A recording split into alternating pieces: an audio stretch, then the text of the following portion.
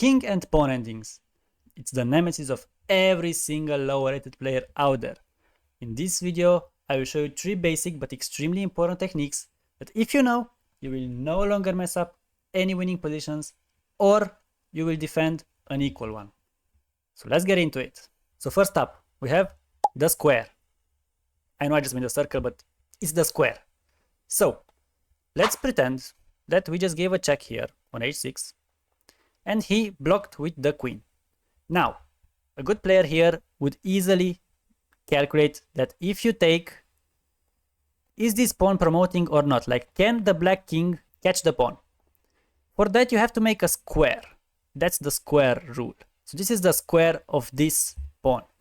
How do you do that? Well, it's easy. You either just visualize it, or you can count how many squares do you need to promote. In this case 4. Then you go 4 laterally, and this is the square. So now you can see the king is in the square. However, after we take the queen, he needs to take back, and now he's out of the square. So this means that if it's our move and we push the pawn, we win. So we push, and now he cannot get in the square because now the square of this pawn, as you can see, it's smaller. He tries to get in it, but he cannot, and we win. That's basically the easiest rule in king and pawn endings. Now, next up, we have this position. It follows the same idea, the square. If we would push this pawn forward to try to make a passed pawn, and he takes, and we take, now this is the square of this pawn. Can he get into it? Yes, he can. So this means that he will catch our pawn. This is just a draw. It's not good. However, if we push first b5, now this is the square of this pawn. Of course, it's blocked for now. However, after he moves his king, we can make a pawn break. That's a little bit more advanced, but it illustrates really well the square rule in this position. Now, if he takes, this is the square of the pawn. The black king is not in the square, so we just push. And as you can see, he cannot get in the square, and this is a win. Of course, if he tries to play this, we just push, and we win. And if he pushes, we catch this pawn, no problem. This is the key move here, b5. And now, if he doesn't take it and he goes this way, okay, this is a little bit more advanced in this position. You have to play c6 and then come with the king and win this pawn. Because if you play this, then he will get into the square of this pawn and then come and get this pawn. And this is a drawn position, but we will see why later in the video. Okay, now, next up, this position. What do you take with? Of course, if you take with the pawn, it's an easy draw. I mean, you cannot mate with a knight, okay? You just cannot, guys. So you take with the knight. Now, do you take the pawn or do you push? This position illustrates amazingly the square, like really well. If you take the pawn, then this is the square of the pawn. He will get in there, right? So then he will catch our pawn, and it's a draw. However, if you push the pawn, he cannot get into the square. See? Now, there is a question here. What if he pushes? Because we will make queens at the same time. If I push my pawn forward, we will both make queens, and he will make it with check. So, but that's irrelevant anyways. Now, he is not in the square of the pawn, and he cannot get in. However, this is the square. Wait, let me just. This is the square of the black pawn. Can we get in it? Yes, we can. Should we? Of course we should. King f2 or f1, whatever. And we get in the square of his pawn. Now, he tries to get closer to our pawn. He threatens to enter the square. So now we don't play king e3 to go after his pawn. We push the pawn forward. Of course, if you play king to e3, here, this is a draw. And again, we will show later why this is a draw. But for now, it's about the square rule. So we push the pawn. Now if he pushes, of course, we go after it. We need to get in the square. If he would come here, we push the pawn. He pushes, we go after it. He goes here. Now again, you don't go after the pawn because he just came closer to the square of this pawn. Now you have to push it. Now again, you don't queen because he's gonna queen. You have to catch it. And then you win. So this position was a very nice illustration of both squares of the pawns, like the white pawn square and the black one. Very, very nice position and very instructive. And this type of endgames, many lower rated players mess it up because it's a little bit abstract, to be honest, but it's extremely important to know this rule. Extremely important. Okay. So, at number 2, we have the opposition. Now, this rule is actually even more important than the square, in my opinion, to be honest. I should have started with this one, but the square is a little bit easier. The opposition means that you put the king in front of the other king. Of course, it's not near the king, because king cannot go near another king. Okay, so king in front of the other king. The idea is that you force the opponent to choose one way or the other, and then you can infiltrate with the king depending on which way he went. So if he goes this way, you go this way. If he goes this way, okay, now you don't go this way in this position because he's gonna go here. You again take the opposition. And now, if he goes this way, you go this way and take the pawns. And if he goes this way, you go this way. And now he cannot go here because of the pawn. And now you infiltrate. Take the pawns and win the endgame. So, this is very important, the opposition. Many of you guys who are lower rated players maybe would play king to e5, try to go after the pawn. But then he's the one who's taking the opposition. And now you cannot infiltrate. You cannot go here because of the pawn. So you need to go here and he's gonna go here. Here, here, here, here. Of course, if you try to go this way, he's gonna infiltrate and then you might even lose. Actually, yes, you are losing this one. So you have to be careful. Okay, next up we have this position. This one again illustrates the opposition rule. But it's a little bit more complex. The topic is actually diagonal opposition. We will see what that means. So, king f3 is the only move that wins here. I will show you later why. King to e6, of course, he wants to go this way. Because this way you cannot infiltrate. These pawns are blocked. You have to go this way. And now, king to g4, diagonal opposition. The idea is, with the diagonal opposition, that next move you have the actual opposition. So if you achieve the diagonal opposition, in the next move you will have the actual opposition. Like, let's see, if he plays king f6, now you can get the actual opposition. If he would play here, of course now he cannot, but if he could play here, you will get again with king g5 the actual opposition. So this is why you play king g4, so that after king f6 you get the actual opposition with king f4. And now it's the same idea. If he goes here, you just infiltrate. If he goes here, again, you infiltrate. And of course, if he goes backwards, you just go forwards. And now you just infiltrated, and slowly but surely you can win every single pawn with the same idea. See here also, opposition. Now this is called Zugzwang, but that's a topic for another video, when black would love to say pass, but he cannot. And you won every single pawn and you win. So that was the opposition. Very, very important, guys. Again, here, diagonal opposition first. Because if you would play king f4, let's say, just staying closer to the pawns, he plays king f6. He's the one who now took the opposition. And well, now it's just a draw. You cannot infiltrate. You cannot do anything. If it would be his move now, you would win, but it's your move. So he took the opposition. This is a very important rule. The opposition is, if you know how to use it, it's a real weapon. Okay. And now, if I would be a coach, I would give this position to every single kid. If they know how to solve this position, you know that they have the basics of king and pawn endings, and you can start teaching them some more advanced stuff. Many lower rated players in this position would just push e4.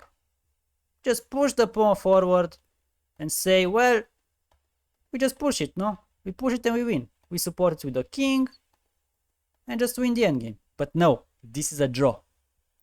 And I will show you later why. But yeah, basically this is why. But I will show you some positions later why this is a draw and how you should defend it as black. So, king to d2 or king to f2 is the only winning move. Why? And now we get to the third technique, key squares. This pawn here has 3 key squares, d4, e4, f4. Basically, the 3 squares in front of the pawn, but not on the next rank, but on the second rank. These are the key squares of the pawn. What does a key square mean? Well, if our king gets to one of these squares, we automatically win. Basically, that's it. If you can get your king there, you have a winning position, and then you should convert it. So that's why king here is the winning move. Why not e4? Because you would say, well, yes, but we can get the king here. Yes, but if you push the pawn, the key squares change. It's not these 3 anymore. It's these 3. And tell me now, how could you get this king here? In like, you need 5 moves. Well, black is gonna stop you. You're not gonna get there. No chance. And if you push the pawn, now these are the key squares. Okay, in this case, when the white pawn crosses the midline, also these 3 squares are winning. But anyways, your king cannot get there. It just won't get there. And now when you push this, only these 3 squares, I mean these 6 squares are winning, but your king is not there. The king cannot get into these squares. That's it. It's a draw. That's why it's a draw. And that's why key squares are really, really important. So we play king to d2 to start our journey towards the key square. And we got there. He couldn't stop it. There was no chance. Now he took the opposition. However, we have this is called a tempo reserve. You push e3. And now we are the ones with the opposition. Now we push the pawn, so these are the next key squares. But we will get one or another. Why? Because he has to play now king f6 or king d6. Let's say he plays king f6. You go this way. King to d5. And now again you are winning. Let's say he goes here. You take the opposition. Remember, the opposition. Again, and now you can push this pawn because your king will be already on a key square, one of these 3. Has to go there. Again, you can push the pawn because now you cross the midline, so this is also a key square. You have nothing to worry about. Now these 6 squares are key squares, and your king is already on one of them. King here, and now you get to one of the most basic positions in which if either white or black has to move, you're winning anyway. So if it's white's move, white is winning. If it's black move, white is still winning. In this case, it's black's move. He has to go one way or another, and you just infiltrate, and now you can just simply push the pawn because it's supported by the king. And this is how you win this endgame. Extremely important, guys. It's actually the only way you win this endgame. Okay, so now let's see this position that we were talking about, right? If it's white to move, it's still winning because you are on one of the 6 key squares of this pawn. You play, let's say, king to d6. He tries to get the opposition, but now you can push the pawn forward. And after he goes in front of it, you can again push the pawn forward. And now it's Zugzwang. Again, the same terminology that I used before. Black would love to say, pass, I don't want to play. But he has to play. It's his move. If it would be white's move here, you have to play king to e6, and it's a draw because it's a stalemate. Black king would not be able to move anywhere. But it's black's turn, so he has to play the only legal move, king f7, and now you can support the pawn with king to d7, and you just queen. That's it. So that's the basic position, basic king and pawn endings position. If you get into this position, and you usually do get into this kind of positions, like either on this line or on this line or on this line, you have to know that this is easily winning for white. All right, now a little trick when you are on the edge of the board. Of course, not A or H pawn, because those are draws, obviously. Because black would just shuffle the king h8, g8, and you cannot support the pawn for promotion. All right. Here, if you play king to f6, black can play king h7, king f7, king h8. And now you cannot push g6 and just say, okay, now the king supports the pawn and we win. Because if g6, this is stalemate. So what do you have to do in this position? You can go wrong once and go back. Now you play not g6, but king g6, king g8, and you're back in the same position. So king f6 didn't work, but king h6 works. Because now after this, you go again, push, push, and it's the same idea as before. Black would love to say pass, but he cannot, so tap, tap, tap, tap. Now, this one is a tougher position, but it involves again key squares of this pawn, because in this position white needs to draw the game. He's not better here because black's king is much more active and he's gonna take this pawn basically. Only one winning move, only one move draws here for white, and it is g4. Why? Because these pawns key squares are f3, g3, and h3. And now let's say he goes here, you go here, and after he takes the pawn, you take the opposition, king g2. Remember, the opposition, technique number 2. And now the black king cannot enter neither key squares, either one of them. He cannot do it. He has to play king f4, you follow.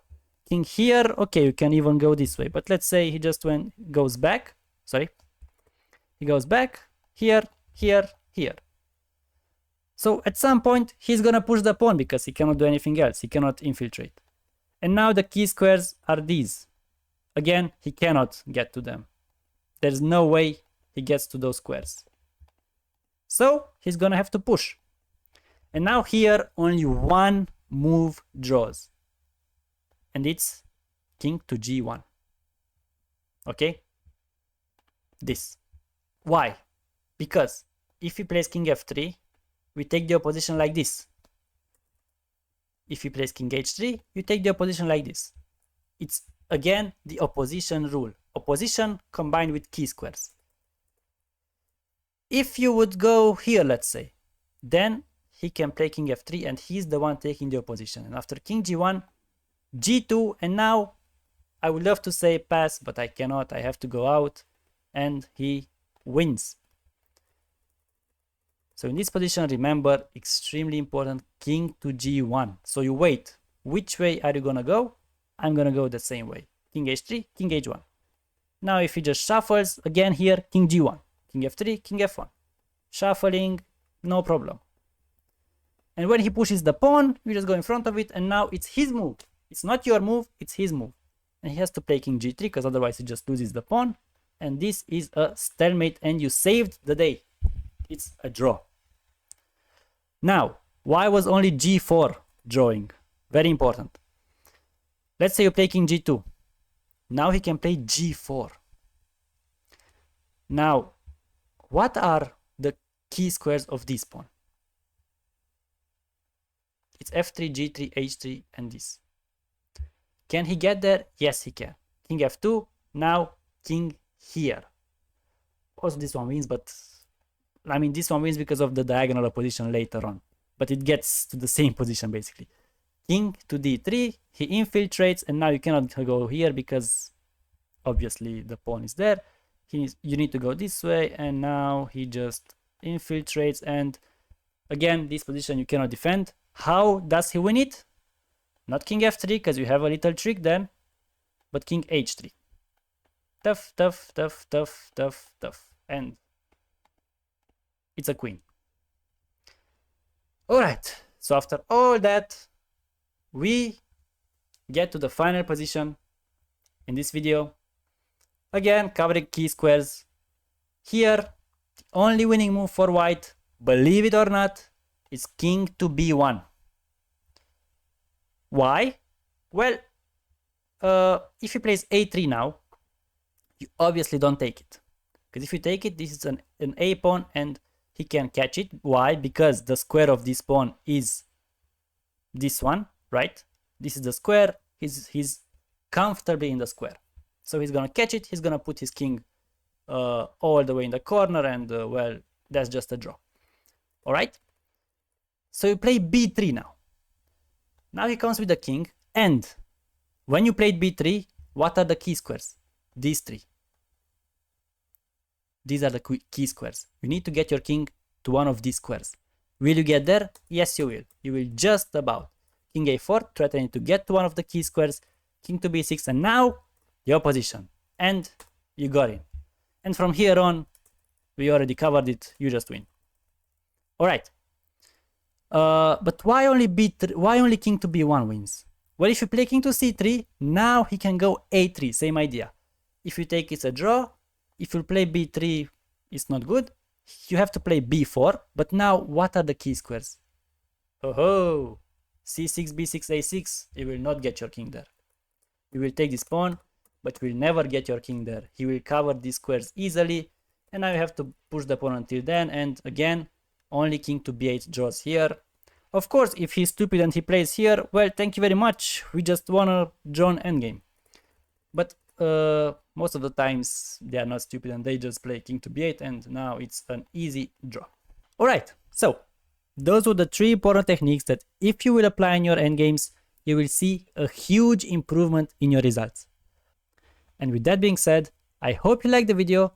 I will make many more on the topic of endgames. This was just the first one. It covers some pretty basic stuff. So for those of you who are more advanced, don't worry, we will get there. But for now, let's just cover the basics, and I promise you, after that, I will teach you some endgame techniques that will make you grandmaster level endgame players. Because you know, you're learning from the one, the only, the endgame master.